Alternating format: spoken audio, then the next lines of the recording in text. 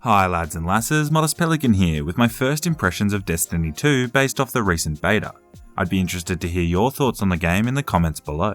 I envy your strength, Titan. The beta straight away threw me into a linear mission which acted as a bit of a tutorial. This provided me a space to learn the controls, practice shooting some guns, and to dance on top of enemy corpses.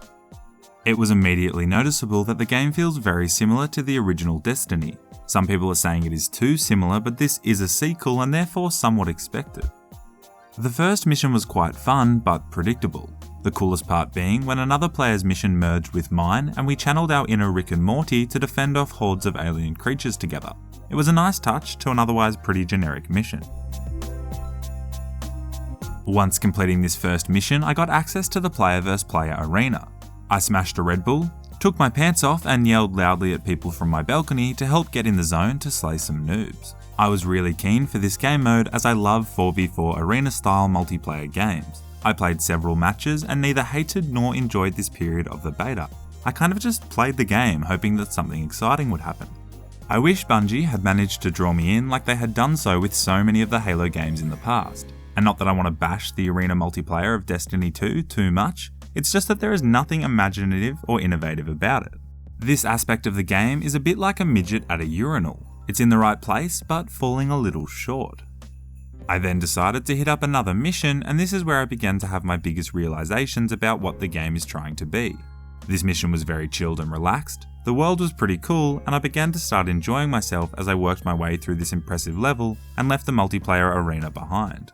There was a cool environment with a huge dangerous drill which I nicknamed the Hungry Girlfriend, and the final boss fight was pretty solid.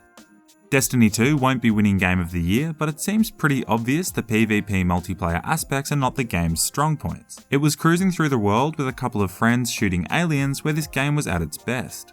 Therefore, from this beta, it is difficult for me to determine if the game is going to be any good. The one actual mission I had access to was pretty cool, but I wouldn't want to play it over and over again to grind up levels like a cocaine-addicted RuneScape player. If Destiny 2 can live up to their promise of having a massive campaign, as well as a really impressive ranking, experience and loot system, then hopefully a compelling and rewarding game will begin to unfold. In addition, when the full game launches and there are actual reasons to win player vs player matches, perhaps that aspect would become a more enjoyable part of the game as well, but for the moment I am not yet convinced. The key to this game's success will be how Bungie ties all these different elements together. It will be important players actually care about their character and really desire to go out and complete these missions and win matches against other players. My biggest fear for the game is there won't be enough unique missions and that the arena gameplay won't have the longevity of other first-person shooter titles. There is every chance Bungie comes out with so much content and such an immersive progression system that the game will be a huge success. But if too much of this content is behind DLC paywalls and future updates, the vanilla game launch will be underwhelming and forgotten faster than Connie. My recommendation for this title is to wait for the reviews and more opinions to surface and then make your own mind up. The beta offered a taste of the game, but until we have a better understanding of the progression system and the quantity and quality of content we will have at our disposal, I think it's best to avoid a pre-order. I'd be really interested to hear your thoughts on this No Man's Skies expansion in the comments below. Otherwise, until next time, and as always, stay classy.